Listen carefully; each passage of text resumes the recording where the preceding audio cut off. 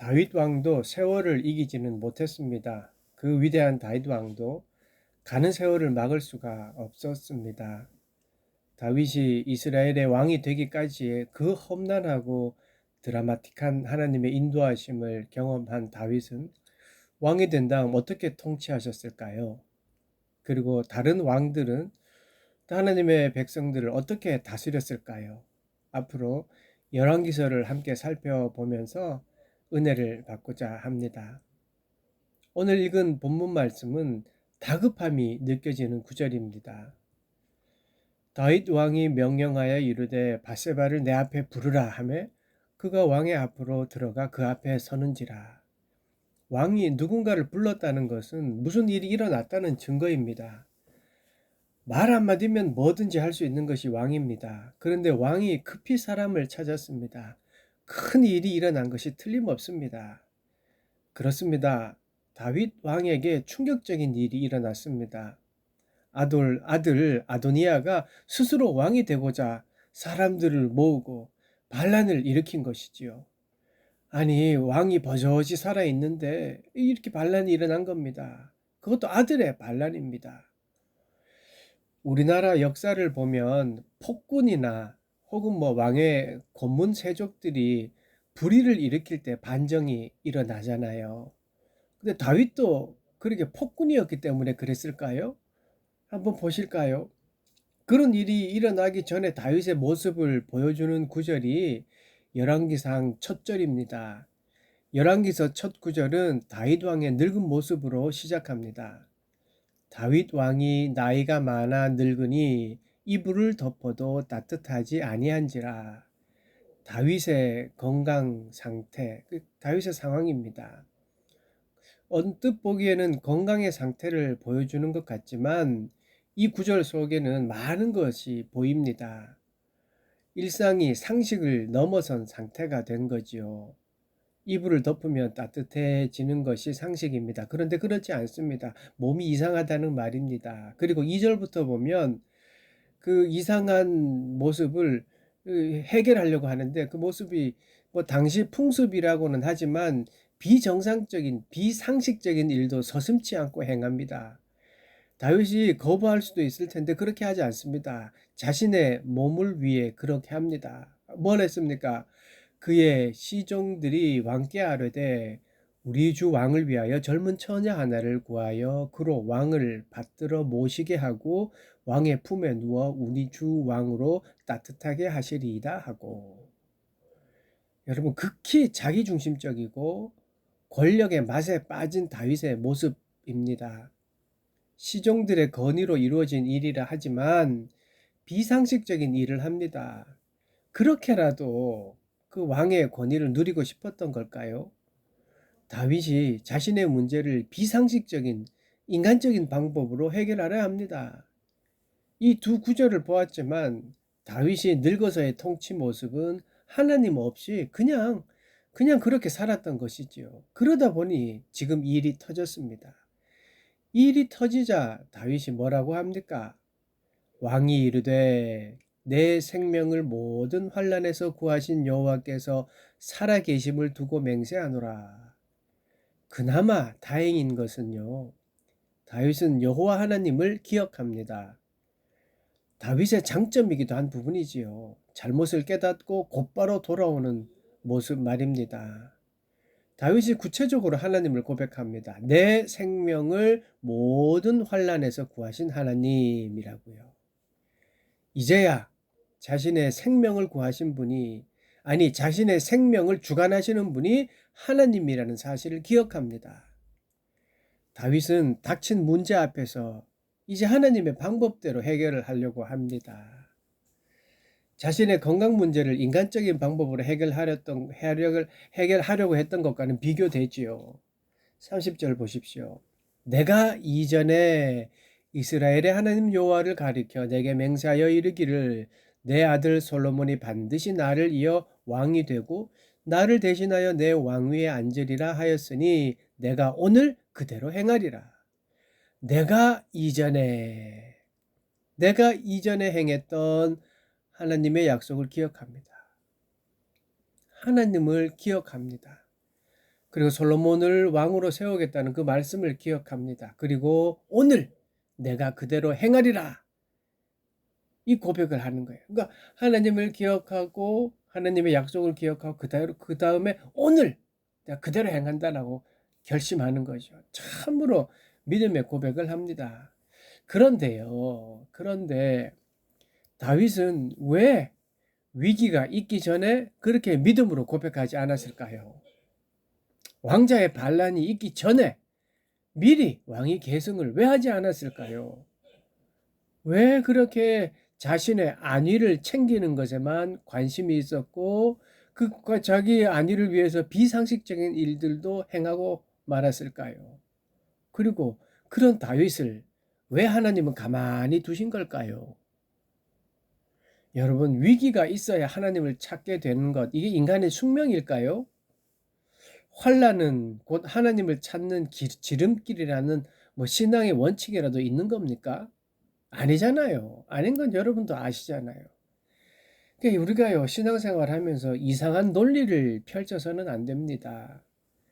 위기와 환난은 자기 자신의 잘못일 경우가 더 많습니다. 아는 경우도 있지만, 그런데요, 그것을 마치 난 환난을 당하니까, 고난을 당하니까 결국 하나님이 복 주실 거야. 이런 축복의 전 단계인처럼 그렇게 여기고 살아가면 곤란하지요.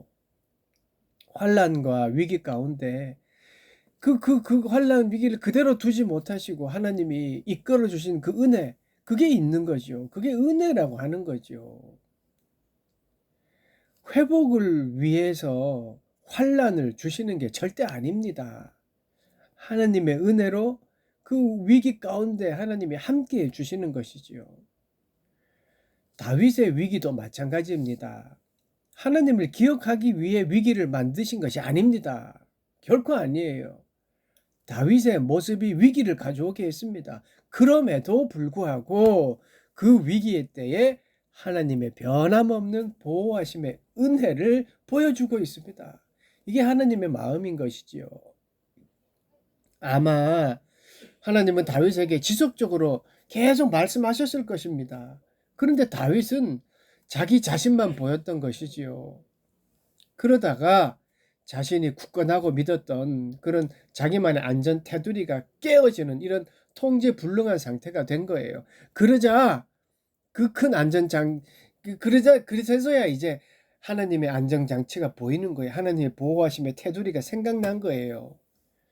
하나님은 그 안전장치를요, 하나님이 그 다윗을 보호하는 그 보호막을 거두신 적은 한 번도 없습니다. 다윗이 단지 그 큰 하나님의 보호하심을 보지 못하고 자기가 가지고 있는 그 테두리만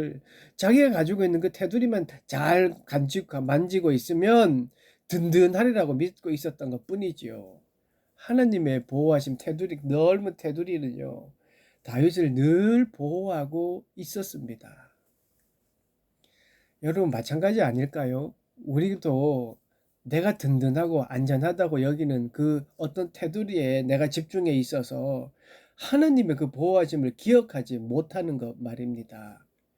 그렇게 하나님을 기억하지 못하고 있다가 그러다가 내가 그렇게 믿고 있던 나만의 안전막이 무너지면 그제서야 더 큰 하나님의 은혜가 보이고 그걸 추구하는 거죠. 지금 여러분은 나만의 안전장치를 보고 만족하고 있지는 않습니까? 다윗이 그렇게 자신이 만든 안전장치에 눈을 받고 있었던 것이지요. 더 큰 하나님의 보호막이 있음을 잊었습니다. 인간은 하나님을 잊을지는 몰라도요, 하나님은 인간을 향해 그 보호하심을 거둔 적이 한 번도 없습니다. 늘 보호하고 계십니다.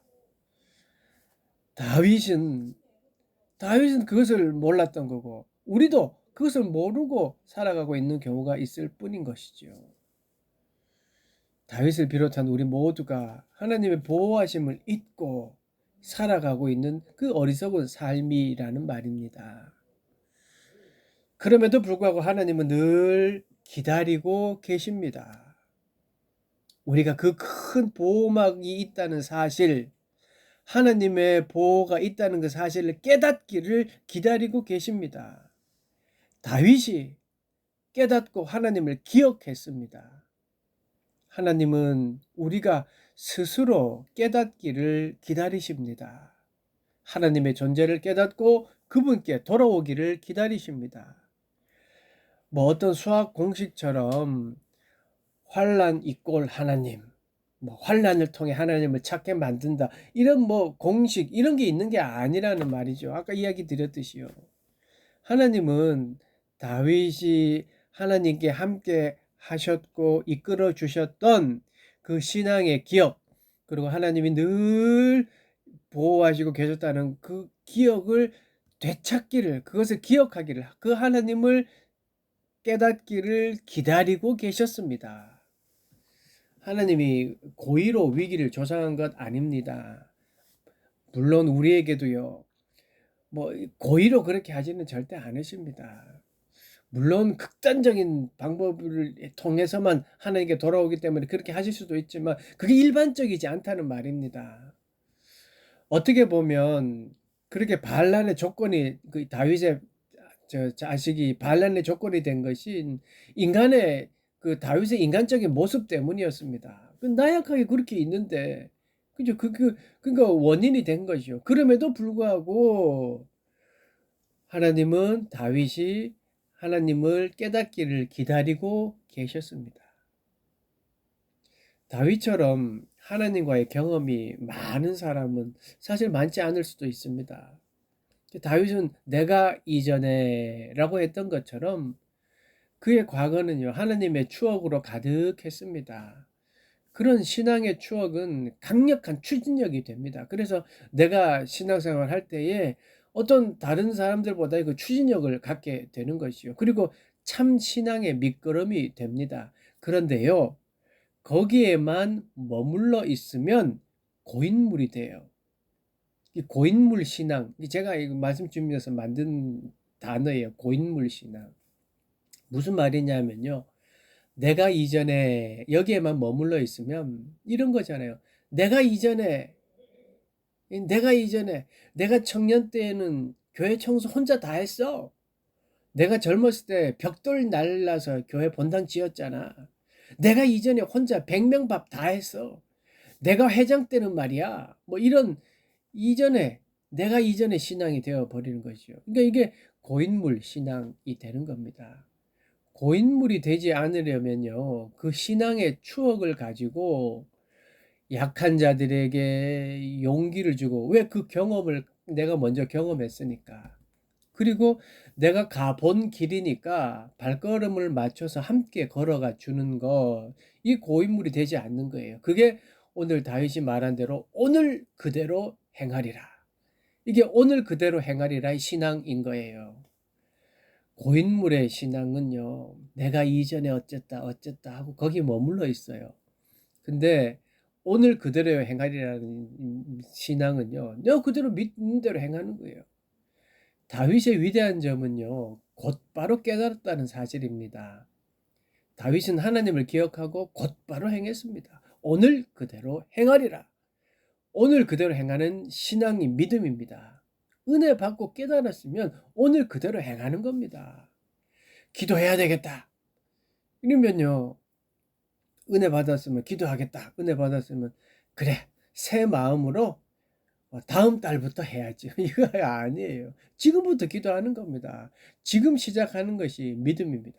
다윗이요, 그렇게 깨닫자 곧바로 행합니다. 하나님을 기억하자 곧바로 행합니다. 정신을 차린 다윗은요, 믿음으로 이 일을 진행합니다. 32절부터 35절입니다. 다윗 왕이 이르되 제사장 사독과 선지자 나단과 여호야다의 아들 브니야를 내 앞으로 부르라 하니 그들이 왕 앞에 이른지라. 왕이 그들에게 이르되 너희는 너희 주의 신하들을 데리고 내 아들 솔로몬을 내 노새에 태우고 기혼으로 인도하여 내려가고 거기서 제사장 사독과 선지자 나단은 그에게 기름을 부어 이스라엘 왕으로 삼고 너희는 뿔나파를 불며 솔로몬 왕은 만세수를 하옵소서 하고 그를 따라 올라오라. 그가 와서 내 왕위에 앉아 나를 대신하여 왕이 되리라. 내가 그를 세워 이스라엘과 유다의 통치자로 지명하였느니라. 인간적인 모습은 사라지고 믿음으로 행합니다. 다윗은 믿음으로 행합니다. 하나님을 의지하고 나아갑니다. 여기에요, 인위적이거나 비상식적인 일은 하나도 없습니다. 이 일을 왕위를 주기 위하여 반역자를 잡아들여 옥에 가두거나 가담자를 색출하지 않습니다. 그냥 하나님의 약속대로 합니다. 그 약속대로 그냥 행합니다. 그야말로 그냥 왕을 세웁니다. 순종해서요. 여러분, 그렇다고 해서요, 막 지금 반대편에서는 그 반란군이 일어났잖아요. 근데 막 약식으로 빨리 하는 것이 아닙니다. 정통에 따라 제사장과 선지자 그리고 경호대장을 통해 솔로몬을 노새에 태워 기원해서 기름 붓게 합니다. 여러분, 이게 믿음입니다. 방해될 거 다 처분하고 피바람이 일고 나서 이건 하나님의 뜻이다라고 세우는 게 아니에요. 그냥 하나님이 약속하셨으니까 그냥 행하는 거예요. 이게 믿음이라는 겁니다. 말씀대로 행하는 것 말입니다. 인위적으로 거룩한 예식을 막 첨가하고 거창한 순서를 첨가해서 막 하지 않았습니다. 반란군의 위협에 대비하거나 군병으로 그 안수 장소를, 기름 붓는 장소를 삥 둘러서 포위해서 대비하거나 그러지 않았습니다. 조급하지 않았습니다. 오히려 덤덤히 행했습니다. 왜요? 하나님의 말씀에 그대로 순종했기 때문입니다. 나를 지금까지 인도해 주셨던 그 하나님이 보호해 주신다는 것을 믿었기 때문입니다. 그게 믿음이고 그것이 바로 하나님의 방법입니다. 여러분, 믿음으로 순종하면요, 흔들리지 않습니다. 믿음으로 행하면 오히려 용기와 확신이 있습니다. 이것이 바로 믿음이고 하나님의 방법입니다. 그래서 순조롭습니다. 억지로가 없습니다. 또는 모두를 만족시키기 위해서 쉽게 혹은 약식으로 좋게 모든 사람을 만족시킨다, 사람의 마음을 얻으려다, 그러지 않습니다. 순조롭게 흘러가는데 거기에 많은 사람들이 동조하고 따르는 거예요. 왜요? 상식적이고 순조롭기 때문에 그렇습니다. 분명한 하나님의 원칙에 따라 그것이 옳다고 믿기에 그렇게 행하는 겁니다. 그게 믿음입니다. 다윗이 자신이 뭔가 하고자 했을 때는 비정상적인 결과도 받아들이고요. 그게 좋은 줄 알았습니다. 그런데 지금 하나님의 말씀대로, 하나님 방법대로 할 때는 상식적이고 순조롭습니다. 돕는 사람들이 나타납니다. 그리고 다윗은 순종하고 그대로 밀고 나갔습니다. 그것이 바로 믿음이고 다윗이 지금도 존경받는 부분입니다. 하나님의 방법은 순조롭습니다. 여러분, 믿음도 순조롭습니다. 여러분, 산을 옮기는 믿음도 산을 옮기는 믿음도요, 이 산을 들어 저리로 옮기고 그러잖아요. 그 옮기는 것도요, 옮길만 하니까 옮겨지는 겁니다. 거기에 살고 있던 토끼, 부엉이, 여우 모두 이사가고 없을 때, 그만한 이유가 됐을 때 바다에 던지는 겁니다. 하나님이 동물을 몰살시키는 하나님입니까? 아니잖아요. 내가 왜 이렇게 우스갯소리를 하는 겁니까? 순조로운 것을 말씀드리려고 하는 겁니다. 믿음은요, 순조롭습니다. 다윗은 조급하게 하나님의 일을 처리하지 않았습니다. 우리가 그런 것 같아요. 실수하는 부분이요, 응답받고 빨리 순종해야 한다는 이 말에 너무 무게 중심을 두고 있는 거예요. 그래서 앞뒤를 가리지 않는 거죠. 막 부흥해서 은혜 받았다고 가정도 자식도 뒤로 하고 교회 일만 하면 된다, 그런 때가 있었잖아요. 목회자도요, 가정보다 교회를 먼저 생각해서 부흥시켰다 자랑하는 때가 있었습니다. 그런데 그 결과가 어떻게 되었는지는 우리가 지금 너무나도 잘 알고 있습니다. 하나님께 순종한다는 것은 무조건이야, 이게 아닙니다. 하나님의 방법대로, 하나님의 성품대로, 하나님이 알려주시는 대로 행하는 겁니다. 그래서 어떨 때는 느릴 수도 있습니다. 느리면 가만히 있는 것 같잖아요. 근데 아닙니다. 느리지만 하나님의 방법이고 하나님의 뜻에 맞다면 분명히 가는 것이고, 그 길은 하나님이 순조롭게 이끌어 주시는 겁니다. 다윗은 다행히 차근차근 순조롭게 진행했습니다. 그래서 솔로몬을 왕으로 세웠습니다. 그리고 저는 36절에 분하야라는 인물이 참 눈에 띄었습니다. 솔로몬이 왕으로 세워지는 과정을 보며 이제 이렇게 고백합니다. 분야야가 36절, 여호야다의 아들 분야야가 왕께 대답하여 이르되 아멘, 내 주 왕의 하나님 여호와께서도 이렇게 말씀하시기를 원하오며 또 여호와께서 내 주 왕과 함께 계심같이 솔로몬과 함께 계셔서 그의 왕위를 내 주 다윗 왕의 왕위보다 더 크게 하시기를 원하나이다 하니라. 아멘. 하나님의 방법이 순조롭다면 그것이요, 내가 생각하기에 순조롭다, 내가 만족한다, 이게 아니라요, 타인도 똑같이 그렇게 순조롭게 보여줘야 되는 거예요. 분야의 고백을 보십시오. 그는 여호와께서도 그렇게 말씀하시기를 원합니다 라고 말합니다. 그게 무슨 말이에요? 다윗이 하나님의 믿음으로 순종해서 행해지는 일들이 하나님께서도 그렇게 되길 원합니다. 이게 뭐예요?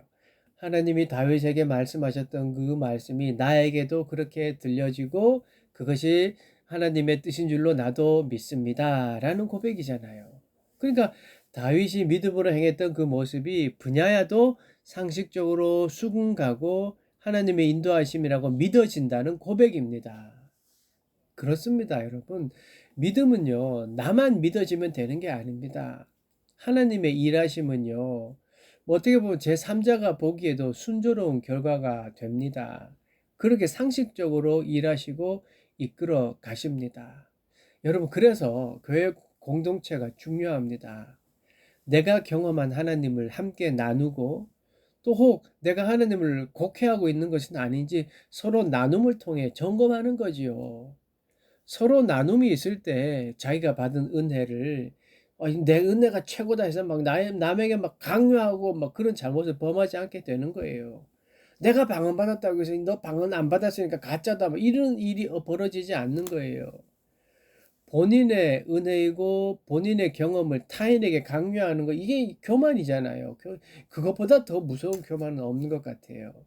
하나님은 개인에 맞게 적당하고 정확한 신앙 경험을 하게 하셔요. 근데 내게 맞다고 막 우기면 안 되지요. 그게 교회 공동체를 통해서 함께 하는 거예요. 그렇게 하나님이 순조롭게 이끌어 가시는 겁니다. 분야야의 고백은요, 다윗의 믿음으로 행하는 모습이 정말 하나님의 인도하심이라는 것을 보여주는 증거가 되었습니다. 사랑하는 여러분, 우리는 함께 믿음의 길을 가고 있습니다. 그 길은 그루터기 교회라는 공동체로 묶어 주셔서 함께 가고 있습니다. 왜 함께 묶어 주셨을까요?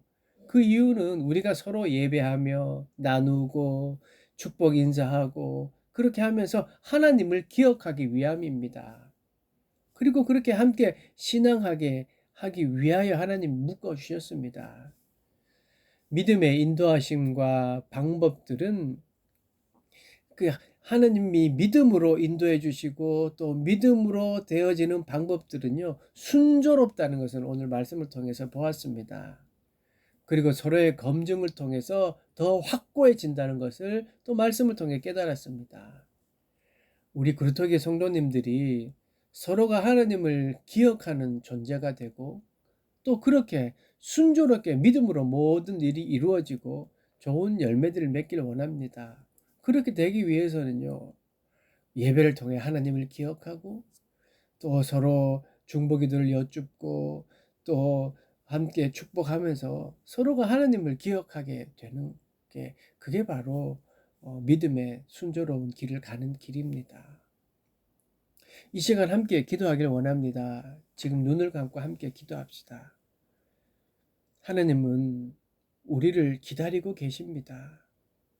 그 기다림은 변함이 없고 그리고 우리 스스로 찾아오기를 기다리시는 하나님의 기다림입니다. 하나님의 기다림을 모르는 다윗은 인간적인 모습을 보였습니다. 그래서 비상식적인 일들을 행하고 자신의 권력을 유지하고자 했지만 결국 실패했습니다. 하지만 하나님을 기억하고 믿음으로 행할 때 그 걸음은 순조롭고 강했습니다. 나는 지금 나만의 울타리를 유지하려고 더 큰 하나님을 잊고 있지는 않은지 되돌아봅시다. 정말 나는 순조롭게 행하고 있는지, 억지를 쓰며 하나님의 도움을 구하고 있는 것은 아닌지, 이 시간 함께 생각하면서 하나님께 기도하는 시간을 갖겠습니다.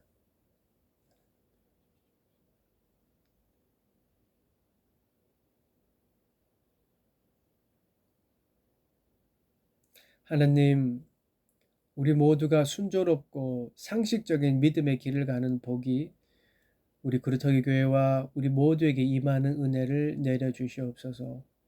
도움이 필요한 영혼들을 도울 수 있는 사랑을 허락하여 주시고 넉넉한 물질도 허락하여 주셔서 하나님, 조그마한 불빛이 주변을 밝히듯 우리의 작은 중보의 소리가 결국 세상을 바꿀 줄 믿습니다. 기도하고 있는 자립 청소년들과 병환 중에 있는 모든 이들에게 함께하여 주시옵소서.